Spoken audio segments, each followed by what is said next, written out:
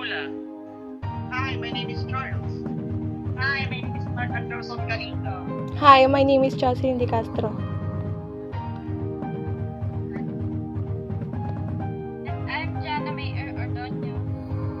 We are presenting Olongapo, Zambales.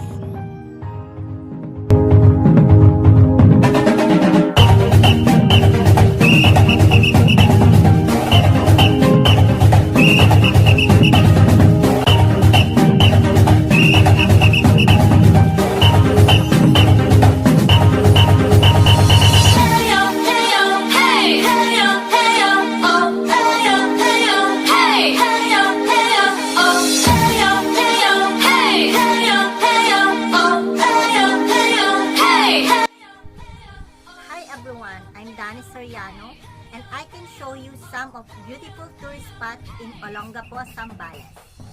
First is Inflatable Island. This beach-sides water parks contains inflatable sides, towers, and bridge, plus a beach lounge. Next is Harbor Point. It's a smaller but large enough mall to enjoy an evening of shopping, dining, movies, or quick stop. Next is the Hellship Memorial. As a history buff, this area was my favorite spot of sight. Next is Marikit Park. The park is full of heritage, trees. There are also an open theater for events and parks. Lastly is Johan's Beach Resorts Scuba, where you can enjoy the breeze and the white sand. Thank you.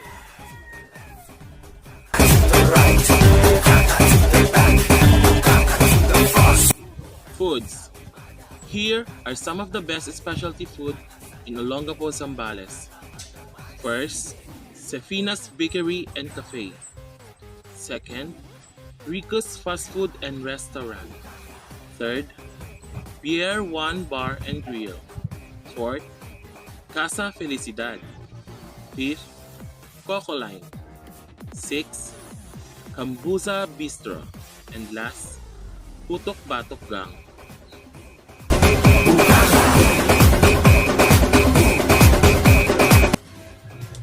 Geographical location.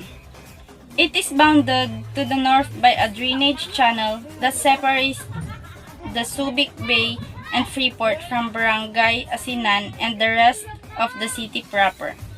To the east by Barangay Pag-asa, to the west by Barangay Banikain and West Tanipak. And to the south by Barangay East Tanipak, it is divided into 9 purok covering residential and commercial areas. Topography, slope, and classification. Barangay New Asinan is one of the smallest barangay in the city of Olongapo, but also one of the busiest, being a commercial business district. It has a land hectares area of 23.98 hectares, of which 62.71% is built-up area, or 15.4 hectares. While Olongapo City as a whole is characterized by rolling to steep and rugged topography. Barangay New Asinan is generally sloping from 0.2.5%, which make it attractive for business establishments and for residential sites. The area was assessed as a good for urban uses. In the general land use, it is classified as built-up area. In the basic soil map, soil is classified as manual silt loam. The area is subject to occasional flooding. In the hydraulic map, the area is not excluding water at greater depth.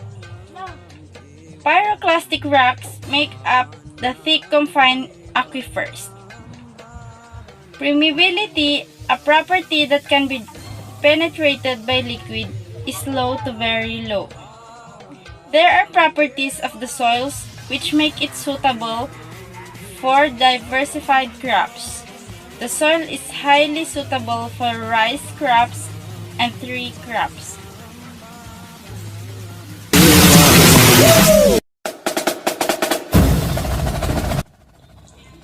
culture of Olongapo, Zambales. The Namulag Mango Festival is celebrated for the specific mango variety in the city. It is thought by some that this mango is one of the sweetest. This festival is celebrated every April. Sibit Sibit Festival is a word derived from the word that means a small paddle boat used for fishing. Olongapo was ultimately born from being one of the ancient fishing villages of the country. Sibit Sibit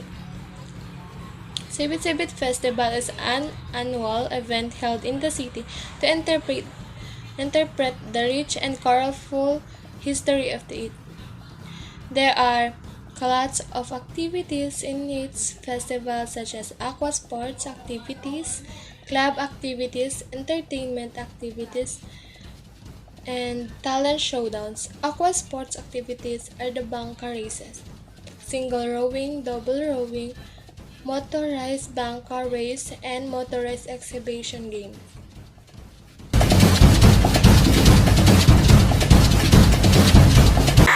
History.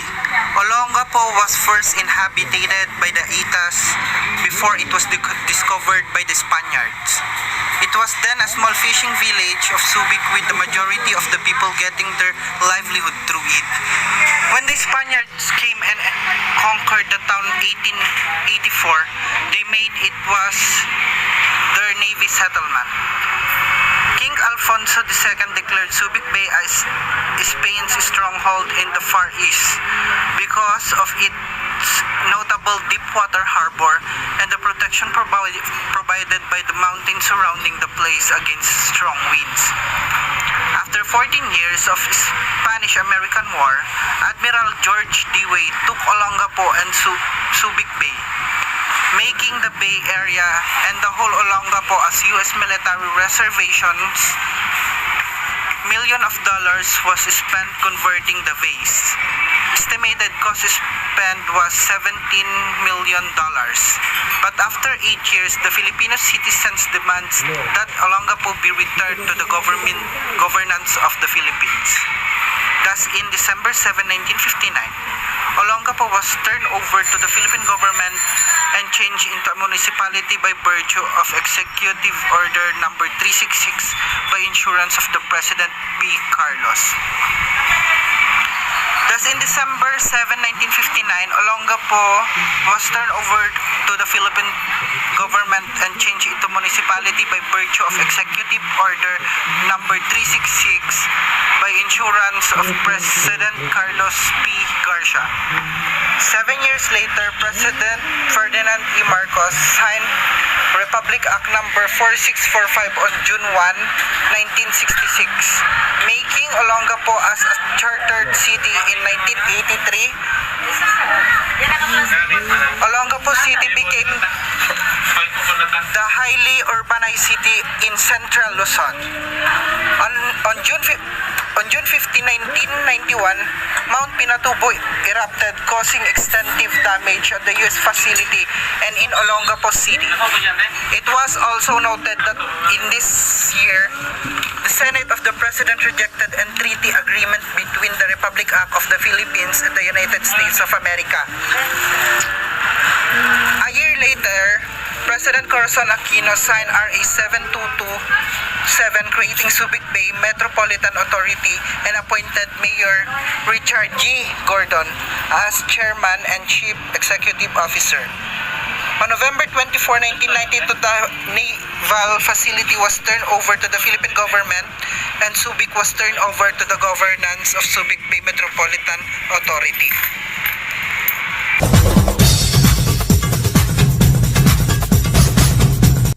Hello, this is Mark Anderson G. Calika and this is a trivia of Olongapo, Zambales. More fun facts, Olongapo City before was a naval reservation and was the temporary of the United States of America.